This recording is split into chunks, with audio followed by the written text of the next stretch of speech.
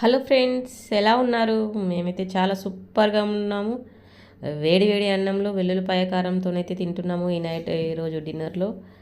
So మొత్తానికైతే నువ్వుల నూనె పోసుకొని మరీ తింటున్నాము పిల్లలు నేను.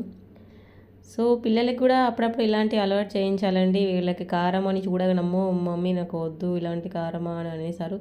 సో ఒక్కసారి మీరు రుచి చూడండి. నేను వేడివేడి అన్నంలో ఆయిల్ పోసి మరి పెడతానని పెట్టాను.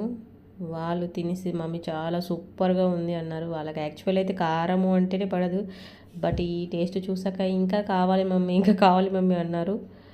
సో మనం ఏదైనా కదండి, పిల్లలకు ప్రతిదీ అలవాటు చేయించాలి.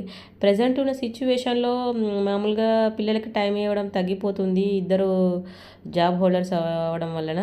సో వాళ్ళకు కూడా ప్రత్యేకించి టైం ఇచ్చి వాళ్ళకి ఇలా అప్పుడప్పుడు మన చేతితో తినబెట్టడం వల్ల ఆ రుచి వేరే ఉంటుంది వాళ్ళకి, ఆ టేస్ట్ అనేది